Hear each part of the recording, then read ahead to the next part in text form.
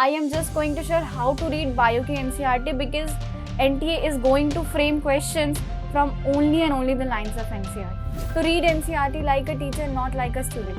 अभी तक हम NCERT को स्टूडेंट की तरह पढ़ते थे, अब हमें NCERT को टीचर की तरह पढ़ना है. आपको जब भी आप NCERT की लाइन को पढ़ रहे हो, make sure that from every, ये इतना तो एम कर ही लो कि अगर आपने एक पैराग्राफ खत्म किया ना तो एक पैराग्राफ से आपको 3-4 क्वेश्चंस बनाने हैं. तो NCERT की बुक को ही अपना नोट्स बनाओ कि जितनी बार तुम्हें रिवाइज करने का मन करे, just go through with the NCERT, just go through with the pages of the NCERT, उसी की रीडिंग मारो. मुझे लगता है 11th-12th की बायो की NCERT पढ़ी होगी और प्रिंसिपल ऑफ इनहेरिटेंस वाला चैप्टर तो मोस्ट ऑफ द बच्चों ने कर रखा होगा. एक टेस्ट लेती हूँ. ये वीडियो शायद 10 मिनट की बनेगी बट टाइम बचा सकते हो. अगर तुमने इस क्वेश्चन का आंसर सही कर दिया तो वीडियो देखने की कोई ज़रूरत नहीं. Then you are able to read bio in a very correct manner. Okay, पहले बताते हैं नीट 2022 में जो क्वेश्चंस आए थे वो बहुत ज़्यादा 99% of the questions assertion reason थे, जिसमें आपको ये बताना था ये करेक्ट है, ये स्टेटमेंट इनकरेक्ट है, और बस यही पर बेस जो है 99% था. और 1% ऑफ द क्वेश्चन में पूछा गया था कि reason is the correct explanation है या नहीं. ठीक है. So 99% of questions assertion reason ना कहकर मैं उसको ट्रू फॉल्स बोलूंगी because that were only asking you that whether the statement is correct और not. So that's why I am mentioning true और फॉल्स.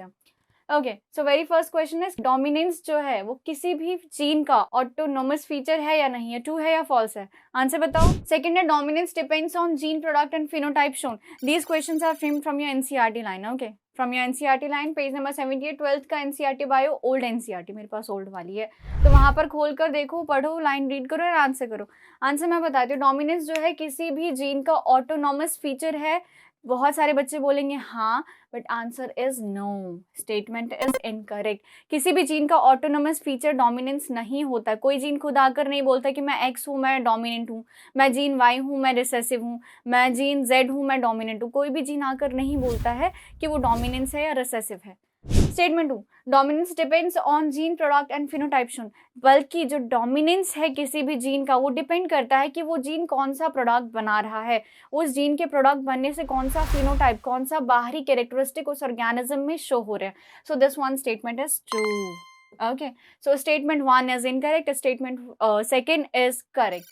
तो डोमिनेंस जो है किसी भी जीन का ऑटोनोमस फीचर नहीं है. डोमिनेंस वो जीन कौन से प्रोडक्ट बना रहे हैं, उस प्रोडक्ट के बनने से उस ऑर्गेनिज्म में कौन सा फिनोटिपिक कैरेक्टरिस्टिक शो हो रहा है, उसका रिजल्ट है या उसकी पहचान बताता है. ठीक है. I am just going to share how to read bio की NCERT because NTA is going to frame questions from only and only the lines of NCERT. Okay, from the very deep core line of NCERT, जो कि हम सभी miss करते हो. ये वाली line बहुतों ने मिस की है एंड ये लाइन मेरे एनसीईआरटी की बुक में अंडरलाइन थी. That's why I am here able to make this video right now. So after a very rocking question, let's welcome you here on this my channel. Hello everyone, beauty jar this side, pursuing MBBS from Lady Hardinge medical college. अब मैं आपको बताने वाली हूँ कि bio की NCERT पढ़नी कैसे है. एक्चुअली में एनटीए जो क्वेश्चन फ्रेम करता है वो एनसीईआरटी की लाइन से होता है, जैसे मैंने पहले बताया.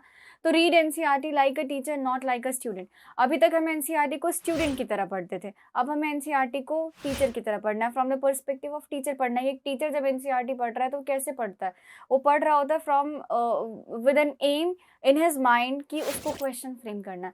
तो let's take a very simple सा एग्जाम्पल. एक संता है, संता एक किसान है और संता की 2 बीवी है.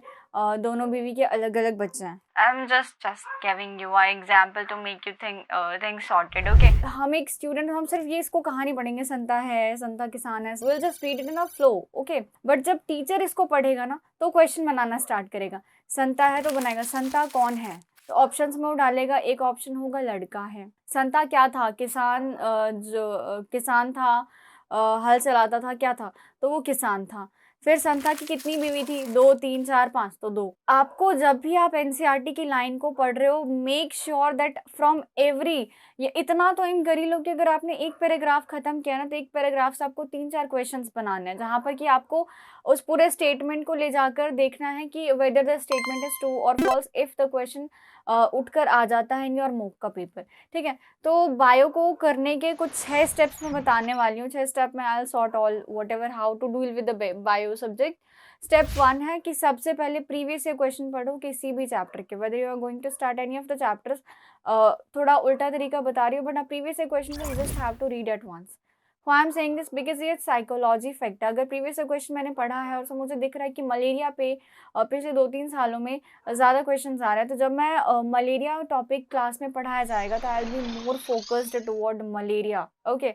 और इसकी भी गारंटी है कि प्रीवियस क्वेश्चन रिपीट होते हैं, रिपीट नहीं होते तो जिस टॉपिक से वो पूछे जाते हैं उस टॉपिक से कहीं और से किसी और पोर्शन से क्वेश्चंस ज़रूर आते हैं। स्टेप नंबर 2 में लेक्चर देखो, और लेक्चर भी वही देखो जो कि एनसीईआरटी बेस्ड टॉपिक है, जिसमें एनसीईआरटी बेस्ड कंटेंट पढ़ाया गया हो। बहुत सारे टीचर्स होते हैं ऐसे ही, see I am not defaming any of them, but या टीचर्स बिकॉज उनके पास बहुत ज़्यादा क्वालिफिकेशंस हैं, सो उनको लगता है कि वो सारी चीज़ें बच्चों को बता दे।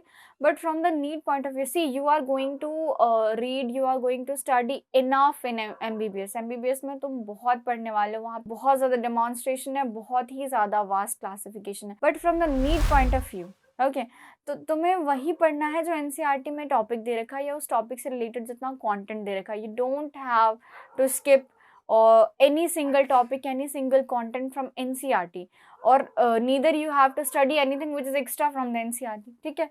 स्टेप नंबर 3 क्या है? नोट्स। अब नोट्स कैसे बना, whether you in 11th standard, you in 12th standard, you in a drop year, notes की बहुत बड़ी प्रॉब्लम आती है, स्पेशली इन बायो। नोट्स में तुम्हें क्या करना है, पहली बात तो एनसीईआरटी की बुक को ही अपना नोट्स बनाओ, क्योंकि जितनी बार तुम्हें रिवाइज करने का मन करे, just go through with the NCERT, just go through with the pages of the NCERT, उसी की रीडिंग मारो।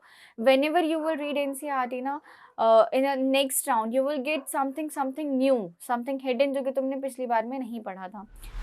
सो नोट्स कैसे बनाना है, मैं मेरे नोट्स दिखा देती हूँ। जैसे कि कुछ चैप्टर्स हैं और वहाँ से नोट्स बहुत ही कंसाइजली आपको बनाने, इन अ मैनर की आप नोट्स को मैचिंग के फॉर्म में बना रहे हो। 2-4 बातें जो है एक जगह समेट के दी हुई हैं, and you are just collecting that and writing that in a form of matching, so that आपका वो नोट का जो है 2-3 paragraph will get concised in a single paragraph of your notes. मैं दिखा देती हूँ। और जैसे कि प्लांट किंगडम है, एनिमल किंगडम है, इन सब में बहुत ज़्यादा एग्जाम्पल्स हैं, तो इन एग्जाम्पल्स को अलग अलग पेजेस पे दे रखा है, तो you don't have to go कि जब भी आपको रिवाइज करना तो अलग अलग पेजेस आप एनसीईआरटी के जाओ, आप उन सभी टॉपिक लिखो पेज पे, एंड उसके एग्जाम्पल्स लिखो, नेक्स्ट टॉपिक लिखो, उसके एग्जाम्पल्स लिखो, नेक्स्ट टॉपिक लिखो, उसके एग्जाम्पल्स लिखो, और ये सर आपके पास एक पेज के अंदर कंसाइज होना चाहिए। Let me show you my own notes. So जैसे कि ह्यूमन हेल्थ एंड डिजीज़ का है मेरा नोट्स, जो है देख लो यार किस फॉर्म में, मैं इसको पीडीएफ फॉर्म में डलवा दूंगी।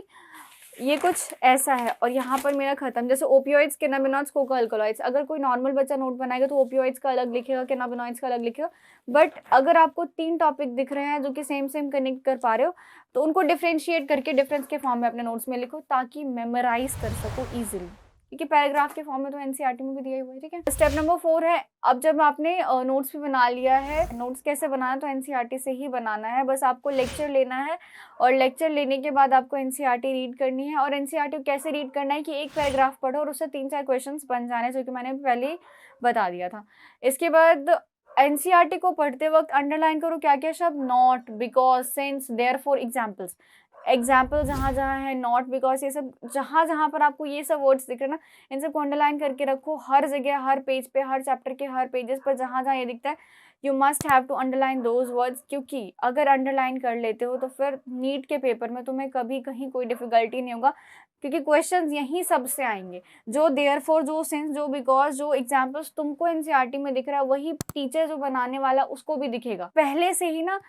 एनटीए तुम्हें तुम्हारे सामने क्वेश्चंस लेकर आए, बेटर कि तुम खुद से एनसीईआरटी में से क्वेश्चंस फ्रेम करो अपने दिमाग में, एक एक लाइन को पढ़ के। That's why I said read NCERT like a teacher, not like a student. Step number 5, NCERT based problems करना। मैंने तो पीडब्ल्यू की डीपीपी ही की थी, बट एनीथिंग एल्स, कुछ भी, जैसे बायोहैक बच्चे प्रेफर करते हैं, और फिंगर टिप से जो भी असर्शन रीजन वाले क्वेश्चंस अब बूम में आ गए, तो असर्शन रीजन वाले क्वेश्चंस आपको जहाँ जिस वेबसाइट पे, जहाँ पर जिस रिसोर्सेज से मिलता है, you have to solve number of questions, and assertion reason, make sure that the assertion reason questions वो should be from the lines of NCERT. और स्टेप नंबर 6 है, जो मैं हमेशा कहती हूँ, मॉक्स देने हैं, और मॉक्स देने के बाद मिस्टेक नोटबुक बनानी है, where you have to write wherever you have done the mistakes, and revise करना है very properly. So here with all these 6 steps I am going to end how you have to tackle biology. Bio में कोई फालतू book, कोई फालतू reference book you don't have need to follow. Whatever you have to do is कि read NCERT, and again read NCERT like a teacher. Question framing जो capability है वो खुद के अंदर डेवलप करो कि एक एक पैराग्राफ से तुम 3-4 क्वेश्चन जब बनाकर एनसीईआरटी में जो साइड में खाली स्पेस है वहाँ पर तुम लिख रहे हो कि, या फिर तुम मार्क कर रहे हो कि यहाँ से ये वाले क्वेश्चन बन सकता है, यहाँ से ये वाला क्वेश्चन बन सकता है, और ऐसे करके लिखो। जिस दिन नीट का पेपर होने वाला होगा ना, उससे 1 दिन या 2 दिन पहले जब तुम रिवाइज करोगे ना अपनी एनसीईआरटी की उस बुक को, just trust me, you will be having diamonds printed or diamonds written in the book on the pages of your book। और नीट के पेपर में तुम्हें फील आ जाएगा कि ये सारे क्वेश्चंस तुमने पहले से ढूंढ के रखे हुए थे और ये रिपीटेड क्वेश्चंस है जो तुम्हें पहले से पता है, ठीक है। So here I am going to end the video. Hope I would have helped some of the queries of whatever students were asking for that। All the very best, and yeah, I know you all guys are going to rock NEET this year। All the very best. God bless you.